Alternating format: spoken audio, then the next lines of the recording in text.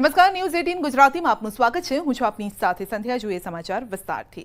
વાત કરીશું હવામાનની તો રાજ્યમાં આજે કેટલાક વિસ્તારોમાં વરસાદની આગાહી છે। હવામાન વિભાગે વરસાદની આગાહી કરી છે અને આજે કેટલાક ભાગોમાં હળવો વરસાદ થઈ શકે છે। આજે દક્ષિણ ગુજરાતના 6 જિલ્લામાં વરસાદની આગાહી છે। વલસાડ, નવસારી, તાપી, ડાંગ, છોટાઉદેપુર, દાહોદ, સુરત અને દાદરા નગર હવેલીમાં પડી શકે છે હળવો વરસાદ।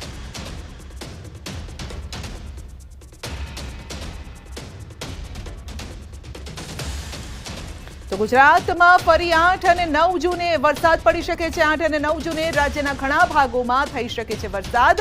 8મીએ 6 જિલ્લામાં જ્યારે કે 9મીએ 12 જિલ્લામાં વરસાદની આગાહી છે। અમદાવાદમાં 2 દિવસ વાદળછાયું વાતાવરણ રહેશે।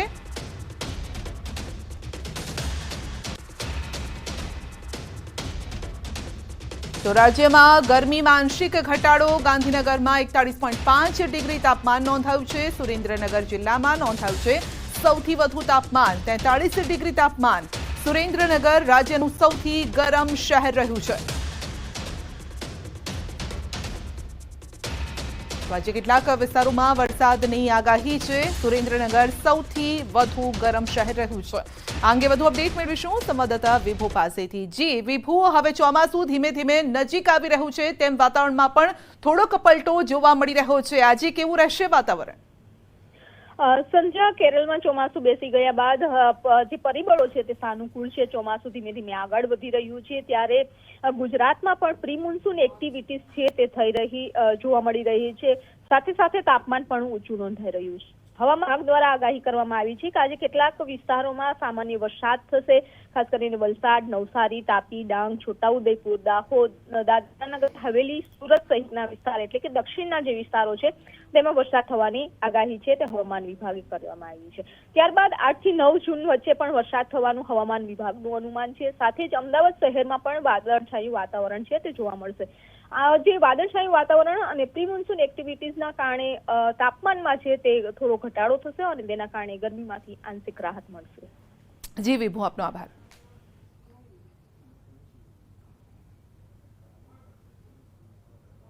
જૂનાગઢમાં અનુસૂચિત જાતિના યુવાનને અપહરણ કરી અને ઢોર માર મારવાનો મામલો છે। એનએસયુઆઈના પ્રમુખ સંજય સોલંકી પર ગોંડલના ધારાસભ્યના પુત્ર ગણેશ દ્વારા માર મારી એનએસયુઆઈના પ્રમુખ પદેથી રાજીનામું આપવા દબાણ કરી અભદ્ર વર્તન કરાયું હતું અને જેથી સમગ્ર ઘટના બાબતે કોંગ્રેસ અને અનુસૂચિત જાતિના લોકોએ કલેક્ટર કચેરીએ આવેદનપત્ર આપી વિરોધ નોંધાવ્યો છે।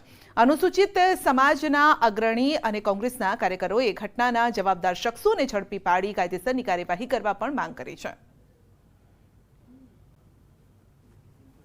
આવી પરિસ્થિતિને લોકશાહી આવ્યા પછી 70-75 વર્ષ થયા પછી પણ જો એમાં બદલાવ ન આવ્યો હોય કે બંધારણની અમલવારી પૂરી ન થતી હોય તો એના માટે જવાબદાર આ બધા અધિકારીઓ છે અને સરકાર છે। એની ફરજ બને છે કે આ રીતે જે અન્યાય છે એને એવી રીતે ડામી દો કે જેથી બીજી વખત કોઈ હિંમત ન કરે અને એવું એનું રિએક્શન આપો કે જે કોઈ આવો કાયદો હાથ લેવા માટેની પ્રવૃત્તિ ન કરે। જૂનાગઢ એનએસયુઆઈના પ્રમુખ ભાઈ સંજય સોલંકી ઉપર ગોંડલના ધારાસભ્યના પુત્ર દ્વારા એના ઉપર હુમલો કરવામાં આવ્યો, તેને નગ્ન કરીને માર મારવામાં આવ્યો અને એનએસયુઆઈમાંથી રાજીનામું દેવા માટે દબાણ કરવામાં આવ્યું છે। આના વિરોધમાં સમગ્ર ગુજરાતમાં એનએસયુઆઈ દ્વારા આજે જિલ્લાના કલેક્ટર ઓફિસે આવેદનપત્ર આપવામાં આવી રહ્યું છે। એ સંદર્ભે આજરોજ જામનગર એનએસયુઆઈ દ્વારા પણ કલેક્ટરશ્રીને આવેદનપત્ર આપી અને તમામ તોમતદારોને વહેલામાં વહેલી તકે પકડવામાં આવે અને કડકમાં કડક કાર્યવાહી કરવામાં આવે એવી માગણી સાથે એક આવેદનપત્ર આપવામાં આવ્યું છે। તો અમદાવાદમાં રાજકોટ અગ્નિકાંડ બાદ તંત્રની ફાયર સેફટી વિનાના એકમો સામે લાલ આંખ છે અને એએમસી દ્વારા મણિનગરની નેલ્સન સ્કૂલ સીલ કરવામાં આવી છે। સ્કૂલ પાસે એનઓસી ન હોવાને લઈને સ્કૂલ જર્જરિત હોવાના લીધે સીલ કરાઈ છે। અમદાવાદ જિલ્લા શિક્ષણ અધિકારી દ્વારા સ્કૂલના સંચાલકોને કચેરીએ હાજર થવા પણ આદેશ આપ્યો છે। ડીઓ કચેરીએ સ્કૂલ સંચાલકોનું કરવામાં આવશે હિયરિંગ। 800થી વધુ વિદ્યાર્થીઓ કરે છે નેલ્સન સ્કૂલમાં અભ્યાસ અને આ સમગ્ર મામલે અમદાવાદ જિલ્લા શિક્ષણ અધિકારીએ કાર્યવાહી હાથ ધરી છે। રાજકોટમાં બનેલી અગ્નિકાંડની ઘટના બાદ તંત્ર એક્શનમાં આવ્યું છે અને ખાસ કરીને અમદાવાદની વાત કરીએ તો અમદાવાદ મ્યુનિસિપલ કોર્પોરેશન જે છે તે અલગ અલગ જગ્યાએ કે જે સ્કૂલ કોલેજ હોય ટ્યુશન ક્લાસીસ હોય તમામ જગ્યાએ ફાયર સેફટીની સુવિધા ન હોય અથવા એ બિલ્ડિંગને ફાયર એનઓસી ન હોય તો તેવી બિલ્ડિંગને સીલ મારવામાં આવી રહ્યું છે। ત્યારે અમદાવાદના મણિનગર વિસ્તારની આ નેલ્સન સ્કૂલ છે કે જ્યાં પણ ફાયર એનઓસી નથી। સાથે સાથે આપ જે જોઈ શકો છો કે સ્કૂલનું સ્ટ્રક્ચર જે છે તે જર્જરિત હાલતમાં છે અને તેને લઈને ક્યાંક ને ક્યાંક આ સ્કૂલ ને પણ જે છે અમદાવાદ મ્યુનિસિપલ કોર્પોરેશન દ્વારા સીલ કરવામાં આવી છે। હાલ આ સમગ્ર મામલે જે છે તે અમદાવાદ ડીઓ તપાસ પણ કરી રહ્યા છે। આ સ્કૂલમાં ધોરણ 1 થી ધોરણ 12 સુધીના 800થી પણ વધુ વિદ્યાર્થીઓ અભ્યાસ કરી રહ્યા છે ને ક્યાંક ને ક્યાંક એ વિદ્યાર્થીઓના જીવ જે છે તે ક્યાંક ને ક્યાંક આ જે સ્ટ્રક્ચર જે આપ આ જોઈ શકો છો સ્કૂલનું સ્ટ્રક્ચર કે જે જર્જરિત હાલતમાં છે એટલે કે ક્યાંક ને ક્યાંક આ વિદ્યાર્થીઓ જે છે તે ભયના ઓથાર હેઠળ અહીંયા અભ્યાસ કરતા હોય તેવું જણાતા હાલ આ બિલ્ડિંગને સીલ કરવામાં આવ્યું છે। અમદાવાદ મ્યુનિસિપલ કોર્પોરેશને આ બિલ્ડિંગને સીલ કર્યું છે અને હાલ અમદાવાદ જિલ્લા શિક્ષણ અધિકારી જે છે તે આ સમગ્ર મામલે સ્કૂલના સંચાલકોનું હિયરિંગ કરી રહ્યા છે। કેમેરામેન નિલેશ સોસા સાથે સંજય ટાંક, ન્યૂઝ 18 ગુજરાતી, અમદાવાદ।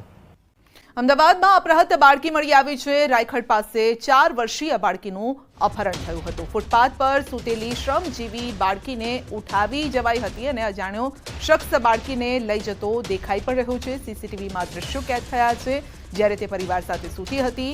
કાલુપુર વિસ્તારમાંથી બાળકી એકલી મળી આવી છે। ગાયકવાડ હવેલી પોલીસે બાળકીને શોધી કાઢી છે અને બાળકી મળી આવી છે, જો કે આરોપી હજુ સુધી નથી મળ્યો।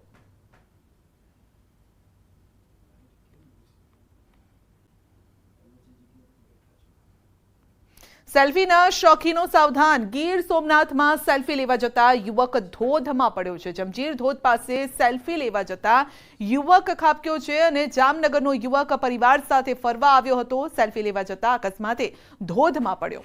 કોડીનાર ગીર ગઢડા પોલીસની ટીમ સ્થળ પર પહોંચી છે।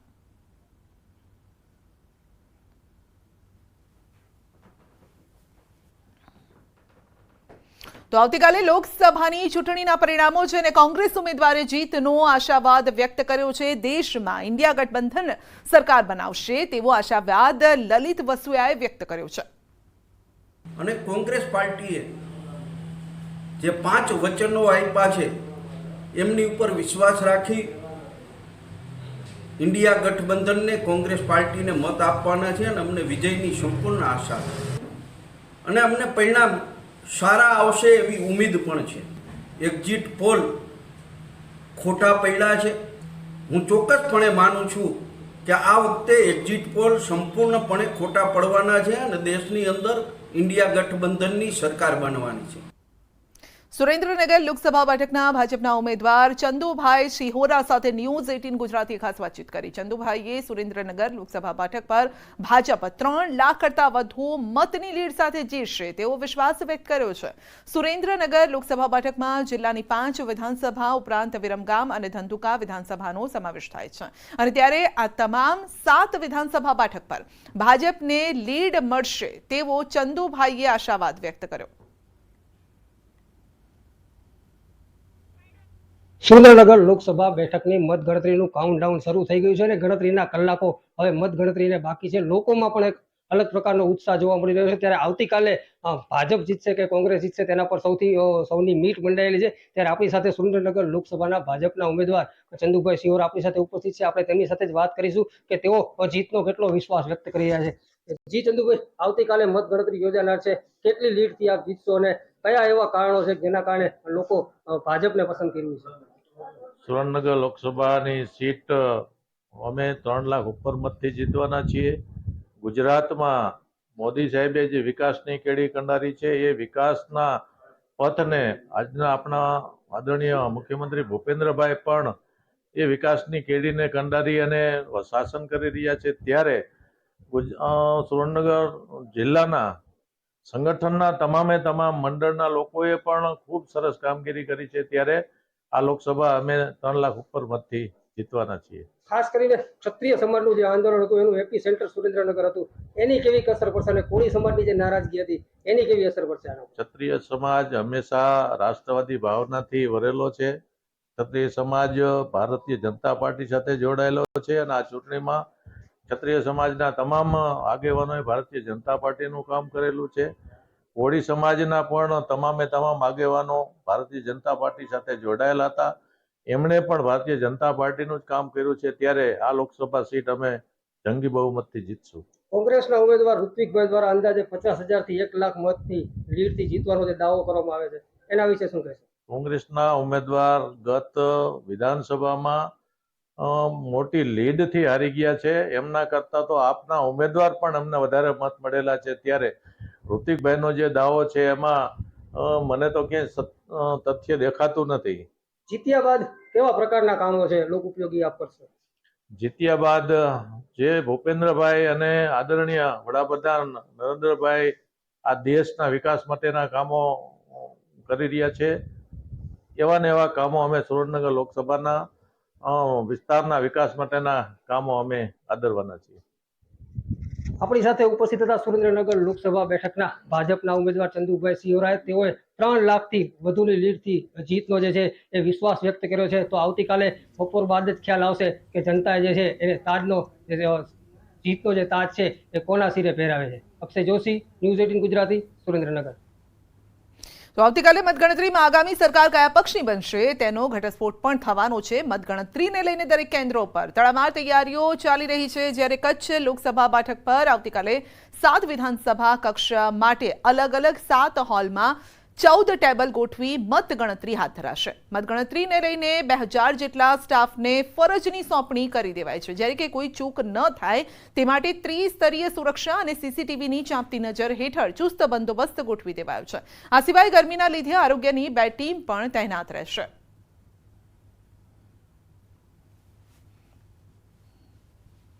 આવતીકાલે 4 જૂને કચ્છ લોકસભા બેઠકની મતગણતરી છે તે લોખંડી બંદોબસ્ત વચ્ચે ભુજની એન્જિનિયરિંગ કોલેજ ખાતે કરવામાં આવશે. જે રીતે આપ દ્રશ્યોમાં જોઈ રહ્યા છો કે આ ભુજની એન્જિનિયરિંગ કોલેજ ખાતે આવતીકાલે વહેલી સવારથી જ મતગણતરી છે તે શરૂ કરવામાં આવશે.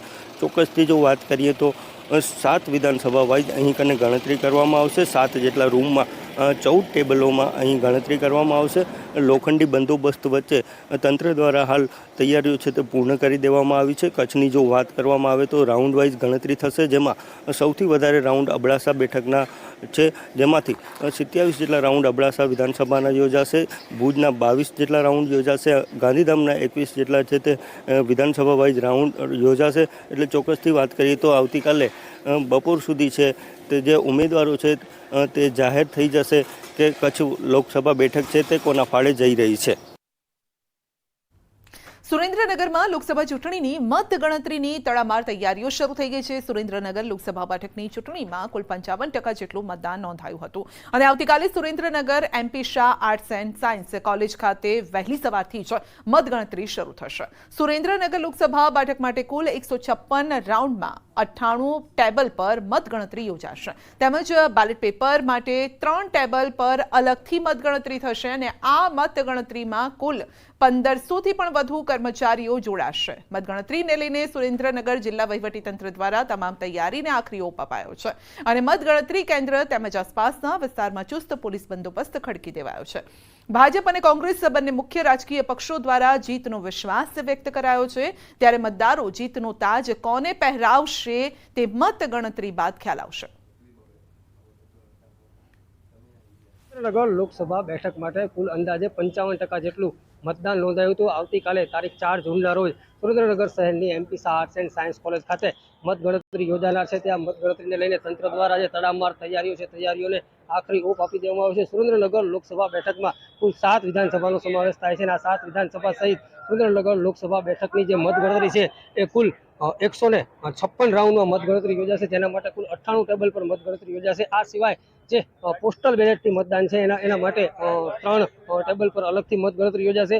વહેલી સવારથી જે મતગણતરી છે શરૂ કરી દેવામાં આવશે અને અંદાજે બપોર 12 થી 1 વાગ્યા સુધીમાં સમગ્ર ચિત્ર છે એ સ્પષ્ટ થઈ જશે. ત્યારે મતદારો છે એ જીતનો તાજ કોને પહેરાવે છે અને કોને હારનો સામનો કરવો પડશે એ તો આવતીકાલે બપોર બાદ જ ખ્યાલ આવશે. અક્ષય જોશી, ન્યૂઝ 18 ગુજરાતી, સુરેન્દ્રનગર.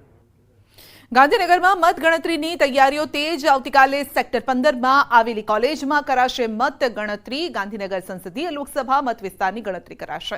સવારે 8 વાગે મતગણતરી શરૂ થશે. મતગણતરીમાં 600 કર્મચારીઓ જોડાશે અને 14 ટેબલ પર કરાશે મતગણતરી.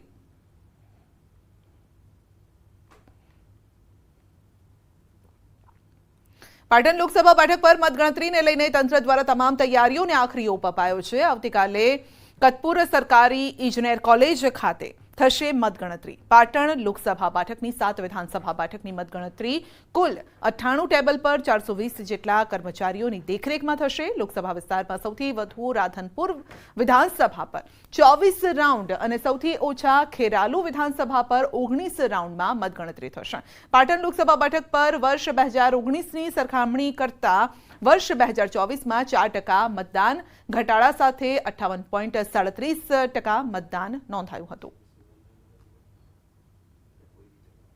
લોકસભા ચૂંટણીની મતગણતરીની પ્રક્રિયા આવતીકાલે થવા જઈ રહી છે. તે દ્રશ્યો બતાવીશ કે પાટણ લોકસભા બેઠકની મતગણતરી કતપુર એન્જિનિયર ખાતે કોલેજ છે ત્યાં થવા જઈ રહી છે. એટલે જે રીતે જે વ્યવસ્થા ગોઠવવામાં આવી છે તેની વાત કરીએ તો પાટણ લોકસભા વિસ્તારમાં 7 વિધાનસભા બેઠકો આવે છે અને 7 વિધાનસભા બેઠકની અલગ અલગ બિલ્ડિંગમાં એક વિધાનસભા દીઠ 14 ટેબલ ઉપર મતગણતરીની પ્રક્રિયા હાથ ધરાશે. જે રીતે વાત કરી કે કુલ 98 ટેબલ ઉપર 420થી વધુ ચૂંટણી ફરજના કર્મચારીઓની રેખદેખ હેઠળ આવતીકાલે શાંતિપૂર્ણ માહોલમાં મતગણતરી થાય તે પ્રમાણે પ્રયાસ કરવા જોઈએ. ચોક્કસ કહીએ જે રીતે દ્રશ્યો બતાવવામાં આવે છે કે જે ચૂંટણી એજન્ટો સહિત જે ઉમેદવારો જેનો પ્રવેશ પ્રક્રિયાના જે તમામ છે તમામ જે સુવિધાઓ છે તે પૂર્ણ કરી દેવામાં આવે છે અને જિલ્લા કલેક્ટર અરવિંદ વિજયનની રેખદેખ હેઠળ જે ચૂંટણી મતદાન ગણતરી છે તે કેન્દ્ર પર રેખદેખ રખાઈ રહી છે અને આવતીકાલે શાંતિપૂર્ણ માહોલમાં પાટણ લોકસભા બેઠક અને મતગણતરી થશે. એટલે ચોક્કસ વાત કરી કે પાટણ લોકસભા